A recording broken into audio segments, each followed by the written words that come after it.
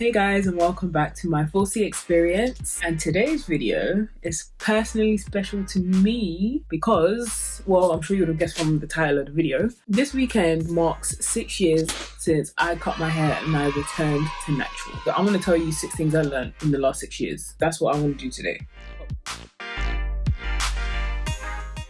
So I was thinking about transitioning from natural to tech slacks, which is term that was made up by somebody who kind of half relaxed their hair. So it was almost like a texture release, but they would use a relaxer. So use a relaxer, and instead of it going bone straight, it would just kind of loosen the texture of their curls. So I was trying to do that between June and July.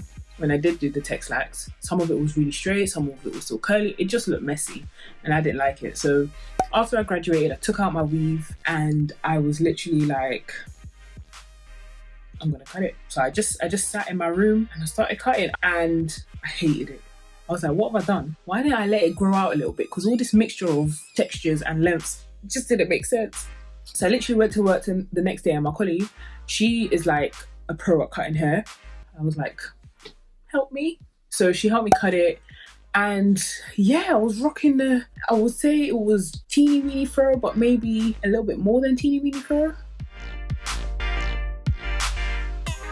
You know, I also liked the fact that people were embracing their natural hair and loving it, and I wanted to also do that. I feel like the natural hair movement was really kind of kicking off early 2010s. So when I cut my hair in 2014, there was enough pages out there for me to follow on Instagram to know that, okay, I could do this if I really wanted to. I won't lie, I was very much insecure about my hair. I just felt like it made me look like a baby, and I already look like a baby. So the first thing is a t-shirt. A very old I Love NY t-shirt. I have several of old white t-shirts that I use to dry my hair. Towels are actually more damaging to our hair because of the fibers in towels. It pulls on our hair because, have you ever used a towel to dry your hair and noticed that there's strands of hair in the towel? T-shirts don't do that. Definitely make the switch. Just grab an old t-shirt or get a really cheap t-shirt from Primark or something and just use that instead. It's so much better.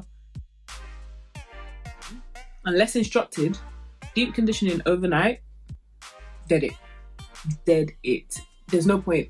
I read multiple times and I did a bit of research. Did you know after half an hour, deep conditioning your hair actually has no further effect? So your maximum or the peak effect that your hair could benefit from a deep conditioner is at 30 minutes. Anything after that, unless stated on the product, isn't doing anything more for you.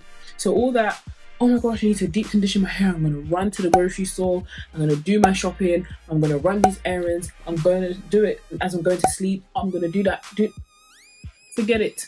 Don't worry about it. And when I learned that wash day doesn't have to take so long.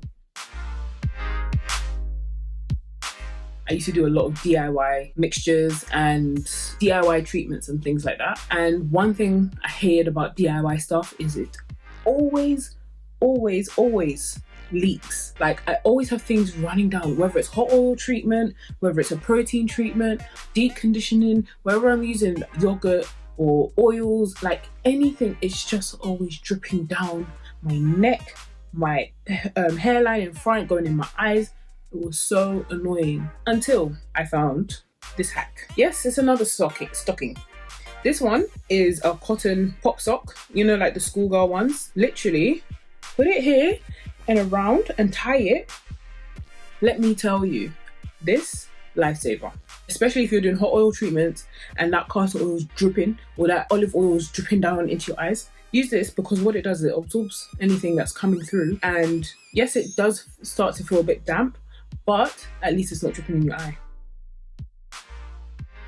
My third thing that I learned was cutting out heat. For 2 or 3 years, I didn't use heat on my hair. As in, I didn't use a hairdryer, a straightener, a hot comb. The only heat that I had used was either those heated shower caps, the gel caps that you can use for deep conditioning, or I have a hooded dryer which has indirect heat. So I didn't use any direct heat for 2 to 3 years.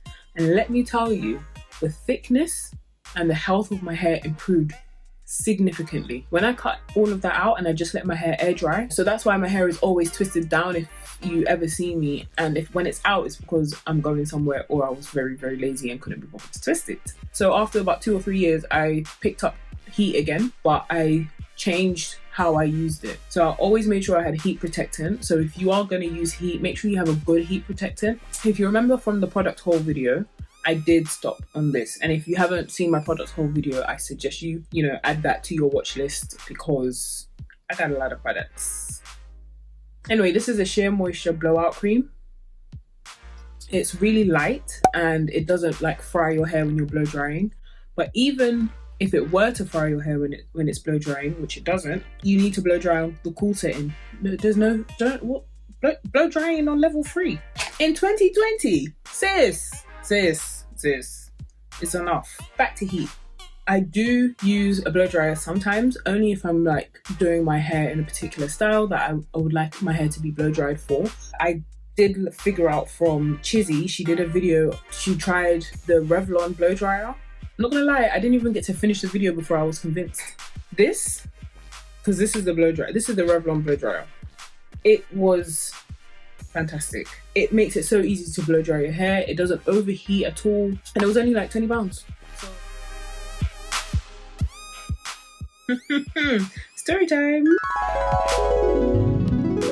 So it was one afternoon and I was, new to cutting my hair, and I decided, let me do a protein treatment. So I always use ORS hair mayonnaise for my protein treatments, which is fantastic. On the website and on the tub itself, it advises that you could use raw egg in the mix of the protein treatment, because that would help add protein, because egg has protein.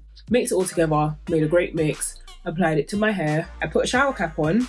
Apologies for interrupting the flashback, but I realised in retelling my story I told it incorrectly. I went under a hooded dryer for a significant amount of time.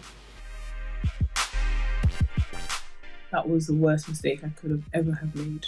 But I did not realise that was the worst mistake I could have ever have made at that point. So I took off the shower cap and I go to rinse out my hair with warm water. And I'm looking in the bathtub and I'm like, what is that? Please tell me why there were scrambled eggs in my hair.